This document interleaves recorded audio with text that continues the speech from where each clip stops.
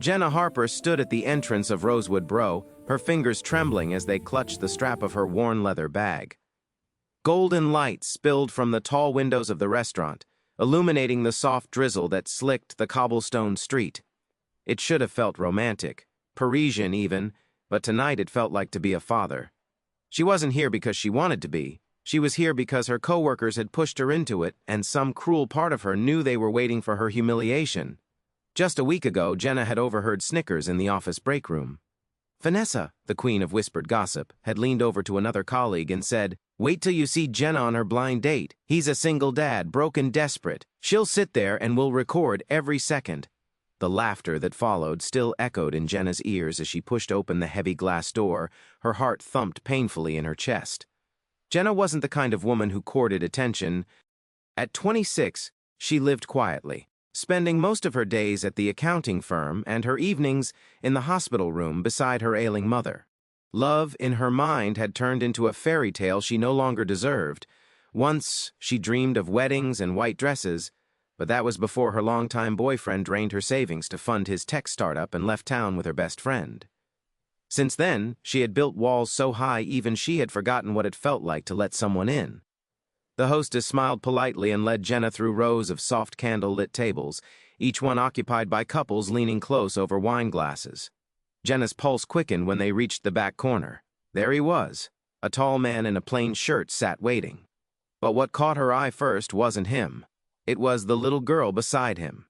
Barely 4, with curls bouncing around her shoulders. She sat in a booster seat clutching a stuffed bunny. Jenna froze. A child who brought a child to a blind date. From a table nearby came a sharp laugh, and Jenna didn't even need to look to know who it was. Vanessa and 2 other co-workers sat just a few feet away, pretending to scroll their phones while recording everything. Heat rushed to Jenna's cheeks, but before she could retreat, the little girl lifted her head and smiled. It was a smile so innocent, so pure that it pierced through Jenna's humiliation. The man stood as she approached. His features weren't intimidating. Tired eyes framed by laugh lines, hair slightly tousled and hands steady as he pulled out the chair for her. "Hi," he said gently. "You must be Jenna. I'm Brian. And this," he gestured to the girl, "is Sophie." The mockery from Vanessa's table hissed in Jenna's ears like static, but she surprised herself. She sat down. It was defiance, maybe pride, but more than that, something in Brian's eyes had disarmed her. They weren't calculating eyes, not like her ex's. They were kind, almost apologetic. As Jenna adjusted her skirt, trying to ignore the snickers, Brian spoke softly. "I'm really sorry about this. My babysitter canceled last minute. I thought about canceling too. But I didn't want to miss meeting you." There was no arrogance, no rehearsed charm, just sincerity. Jenna let out a shaky breath. "It's okay," she said quietly, though inside she felt anything but. Still, she couldn't deny the warmth in his tone. Sophie, meanwhile, had begun drawing on a notepad with a purple crayon. A few minutes later, she held up the paper proudly to Jenna. "Look, you're a princess," she announced. The drawing was shaky but unmistakable. A blonde woman in a gown with a golden crown. Jenna's throat tightened unexpectedly. "That's beautiful," she whispered. Brian chuckled. "Her usual favorite is dinosaurs, so you must be special." The ice between them began to melt. Conversation drifted to simple topics, books, favorite places in the city, sunsets versus sunrises. Brian asked questions that weren't surface level. He wanted to know what she loved, what made her smile. Jenna found herself lowering her guard inch by inch, as if this dinner wasn't an ambush, but a chance. Of course, the night wasn't free from cruelty. Midway through, Vanessa strutted over, her smile dripping with false sweetness. "Didn't know you were into single dads, Jenna. How perfect." Before Jenna could respond, Brian looked up, his voice calm but firm. "I'm proud to be a father, and I respect the woman across from me more than anyone at your table seems to." Vanessa's smirk faltered, and she walked away, her laughter weaker than before. For the first time all night, Jenna felt something shift, not just in the air, but inside her. This wasn't a man embarrassed by his circumstances. This was a man who carried his truth with quiet dignity. And Sophie's presence wasn't a burden. It was a reminder of innocence, of family, of the possibility of love reborn. As dessert arrived, Jenna found herself laughing, genuinely laughing at Sophie's announcement that she was the ice cream princess and Brian was Sir Napkin. It felt foreign and yet natural. She hadn't felt lightness like this in years. When the check came, Jenna instinctively reached for her wallet, not wanting to be indebted. But Brian gently placed his hand over hers. "Please, let me." His voice carried no pride, just quiet conviction, and in that moment, something fragile but real flickered between them. By the time the night ended, and Brian walked her outside, Sophie curled against his shoulder. Jenna's heart was no longer pounding from humiliation. It was racing from something she hadn't dared to feel hope. The days after that evening passed like pages of a book Jenna couldn't stop reading. What began as a polite thank you text turned into a steady stream of messages, good mornings, photos of Sophie wearing a crown made of aluminum foil, and quiet confessions shared in the late hours of the night. Jenna, who once believed love was a luxury she could no longer afford, found herself smiling at her phone more than she had in years. On Saturday morning, Brian invited her to an art exhibition at the Maplewood Community Center. "Sophie's been working on something," he wrote. "She'll be devastated if you're not there." Jenna hesitated only a moment before replying, "I'll be there."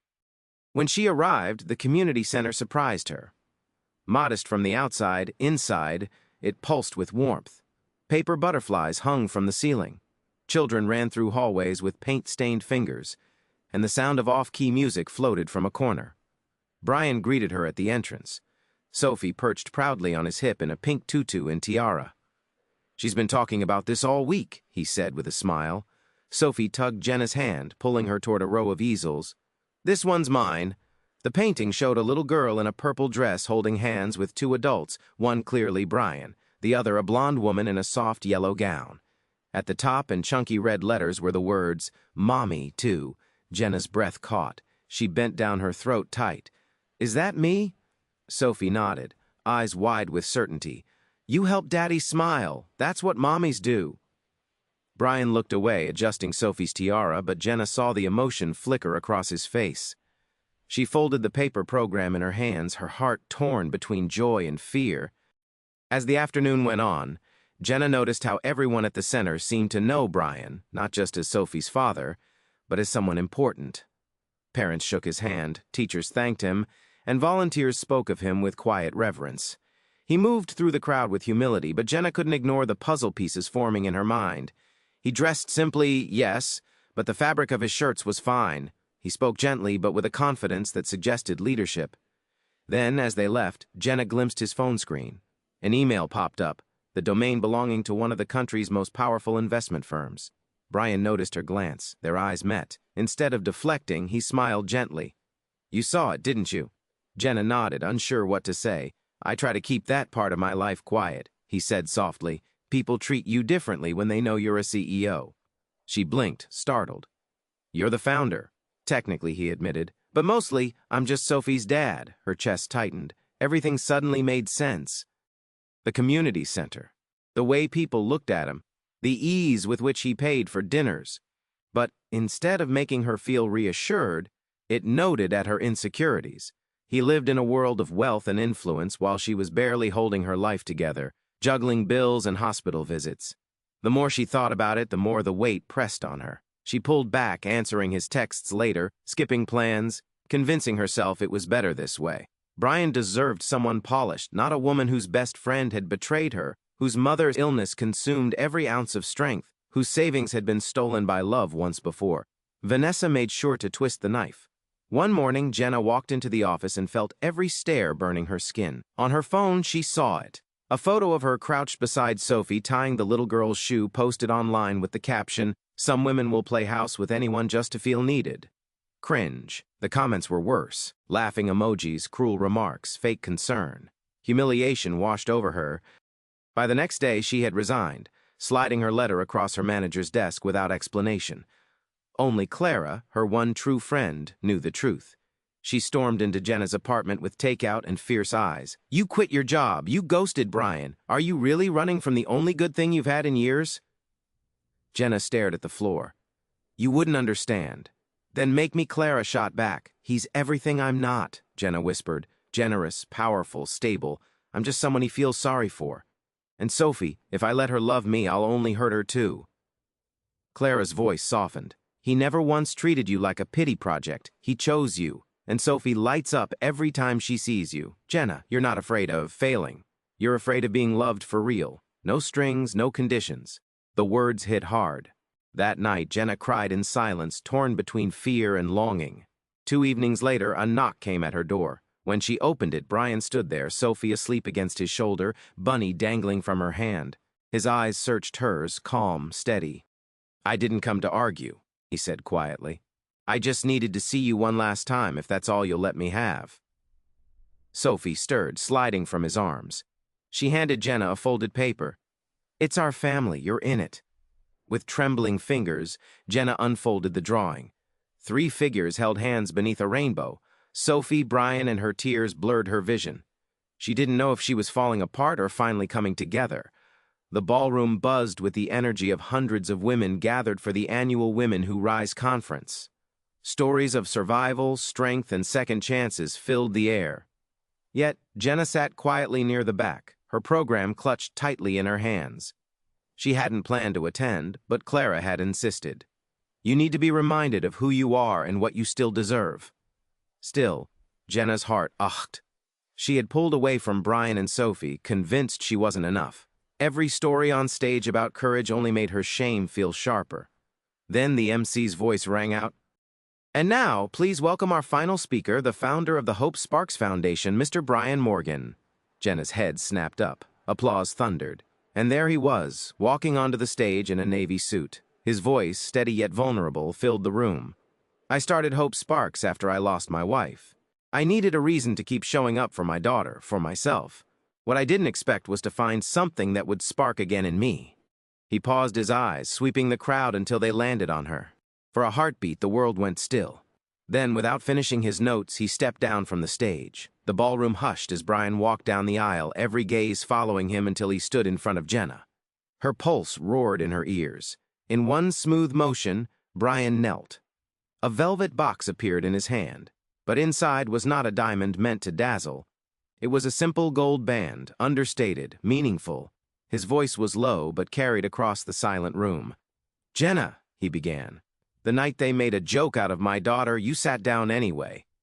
You saw past the whispers and made a little girl feel seen. You made me believe again. Every moment since has only proven what I already knew, that you are the kindest part of my life. So, I'm asking, would you be the first person to call me husband again since the day I lost everything?" Tears blurred Jenna's vision. The room was silent, waiting. Her hand flew to her mouth, trembling. She rose on unsteady legs, her nod small at first, then certain. Yes. The ballroom erupted. Applause. Cheers.